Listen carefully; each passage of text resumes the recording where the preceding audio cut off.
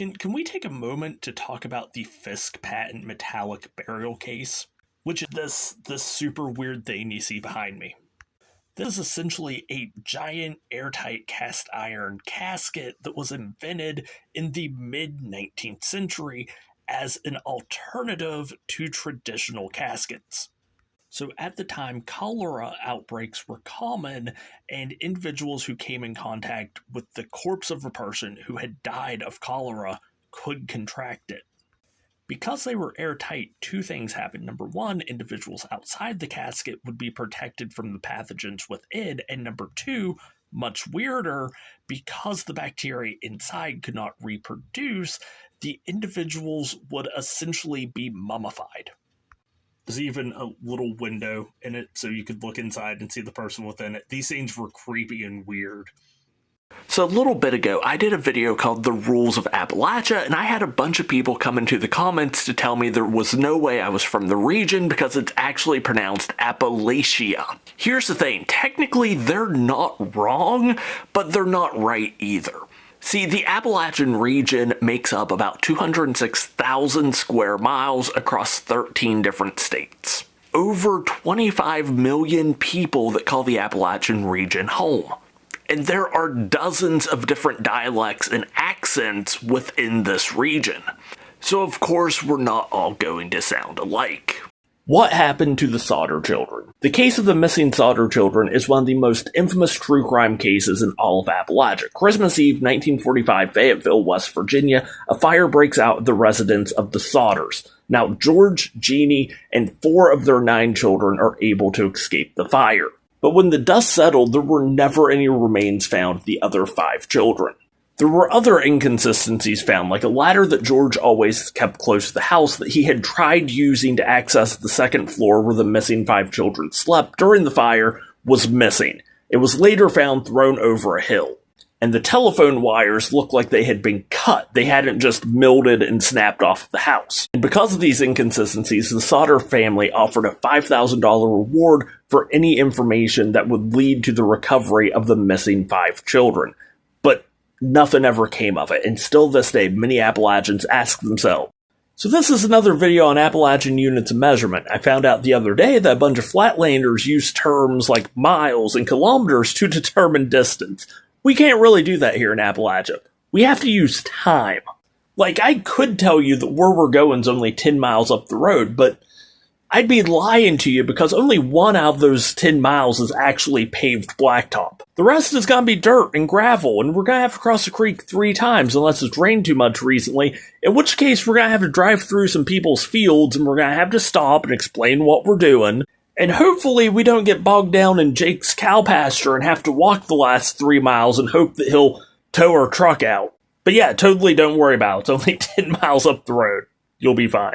I know the joke on the internet is that Americans will use anything besides metric system, but y'all aren't ready for Appalachian units of measure. Let's say you're doing some construction and someone asks you to go grab a handful of nails. They want roughly this quantity of nails. But adjectives are very important when it comes to Appalachian units of measures. If they tell you to grab a wee, a tiny, or a small handful, that's like a half to a quarter of a handful, right? But if they tell you to grab a big, a hearty, or a healthy handful, that's 2 to 3 handfuls. If they tell you to grab a big old handful of nails, just bring the whole box. They definitely want just the entire box of nails. So there you go. Today we're going to talk about some Appalachian funeral traditions. In Appalachia, it was customary to cover all the mirrors and stop all the clocks in the home of the deceased. Now, while much of this was done because of superstitions regarding ghosts, there were some practical applications for doing this. It allowed the mourners to mourn at their own pace, not having to worry about how much time had passed. And by covering the mirrors, it allowed them to mourn without having to worry about how rough they looked from days of maybe not sleeping that well, skipping meals, and bawling their eyes out. I know a handful of y'all are going to come in here and be like, I lived in Appalachia my whole life. I ain't never heard of anything like that. I can't help it that you don't read. Foxfire Book 2, there's a whole chapter on burial customs. So one of the rules of Appalachia is, if you think you heard something weird while in the woods, no you didn't. But here's the thing, it's not the noises you need to be afraid of. If you find yourself in the hills of Appalachia and you become acutely aware of just how silent it is, like there's no bird singing, there's no crickets chirping, and there's no squirrels or chipmunks rustling around in their leaves, that's when you need to be concerned. What type of predator would make all those critters suddenly go quiet? Yeah, you should probably get yourself out of them woods. You know what I miss most from my childhood growing up in rural Appalachia? Full-service gas stations. You'd pull in, a guy named Ricky would come run out to your car with a cigarette hanging out his mouth. He would check your oil, clean your windshield, ask you what type of gas you needed, start pumping it, run inside, get snacks for you if you gave him enough money, come back out, all the while still having the same cigarette sticking out of his mouth. Which is honestly kind of impressive because I can never remember a single fire happening at that gas station. With that being said, my small town's fire department did burn down, but we'll talk about that in another video. You've probably seen videos and shorts saying that you should never whistle while in the woods of Appalachia.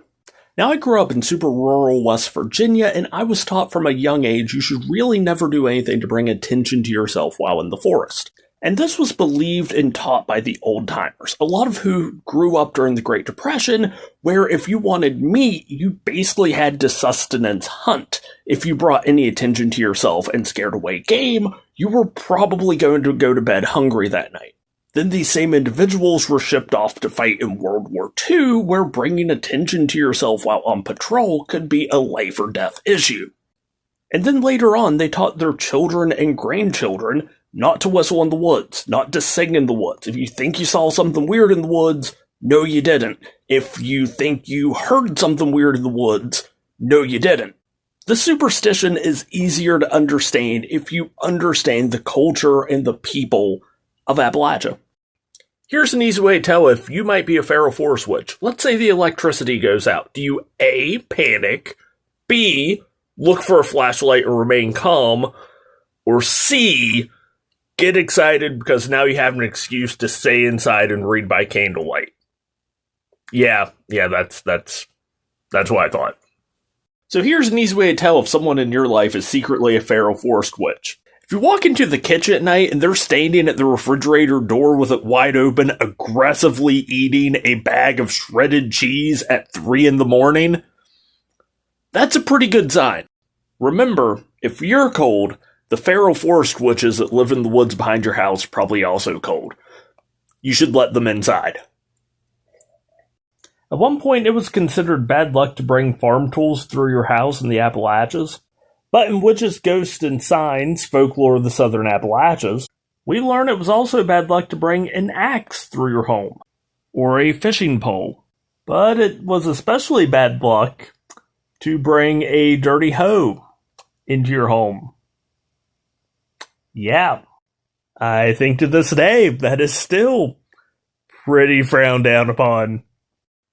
I know the joke is that Americans will use anything except for the metric system, but y'all aren't ready for Appalachian units of measure. Today's unit of measure is a mess, which is a unit of volume.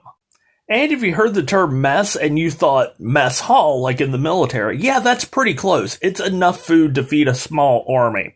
Like, it's how much your grandmama would make for a church picnic. Or to feed an entire wedding.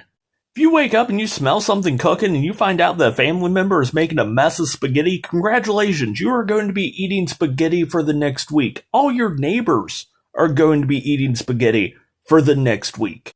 You're probably going to get to the point where you're eating grilled spaghetti sandwiches. Don't you dare knock it till you try it. You just take 2 big old slices of garlic bread, put some spaghetti in between, get a pan all nice and going, and just grill a little bit on each side. So you wake up and find out you've been cursed by a witch. Well, according to Appalachian folklore found in Appalachian magazines, Mountain Superstitions, Ghost Stories, and Haint Tales, the only way to defeat a witch once you've been bewitched is with a silver bullet. Okay, first of all, I thought that was werewolves. Second of all, trying to break a curse with a gun is the most Appalachian thing I've ever heard of. And third, that's the absolute wrong way to go about it. If you have a witch that's mad at you, all you need to do is give her some space, some cheese or cheese-flavored snacks, her favorite alcohol, probably a bottle of wine, and like a 600-piece Lego set. or some really good smut to read. And when she feels like being people again, she will come back to you and either use you as a pillow or just show up and start chewing on your arm.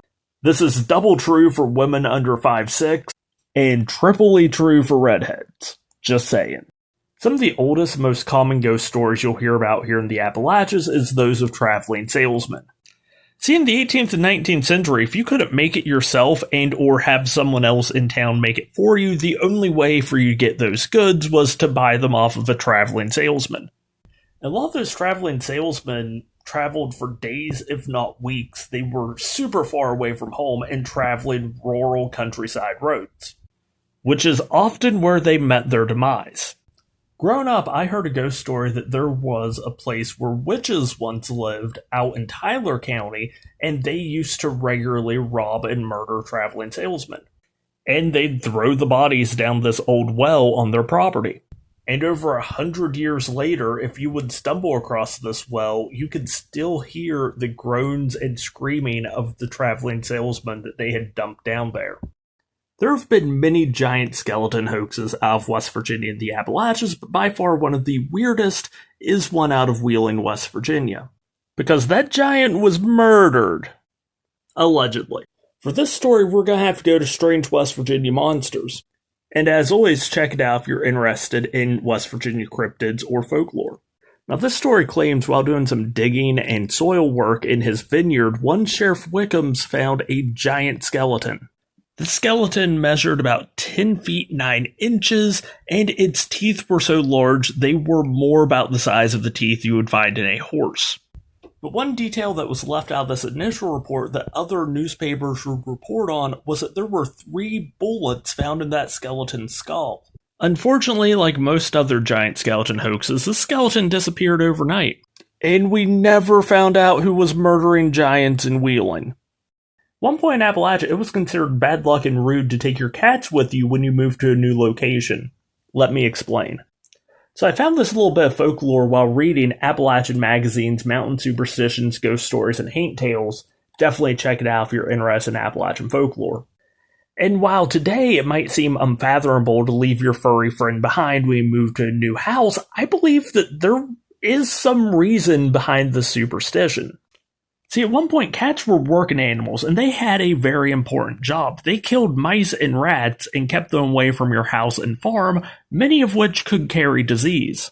So imagine it's the early 1800s. You buy a new farm and realize the previous owner took all their cats with them, and when you move in, the place is infested with disease-ridden rats.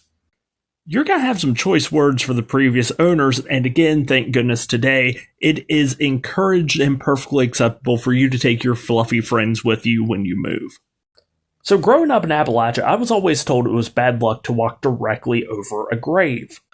But it turns out that that's just really good life advice in general. Turns out the modern concrete burial vault wasn't invented until the 1880s, and they were way too expensive for the average person to afford for a very long time. Once they did become affordable, it was super hard for them to be built in some of these isolated rural family cemeteries in parts of Appalachia. Now, I didn't know any of this till one day I'm walking through a super old rural cemetery, and it hasn't been well kept up. The grass is like up to my waist, and one of my feet sink about 6 or 8 inches into the ground. Once I was able to regain my footing, I found the headstone and apologized to Mr. and Mrs. Gherkin. I don't think they're the pickle people, but just to be safe, I apologized. And now you know that if you're in Appalachia, you should never walk directly over a grave.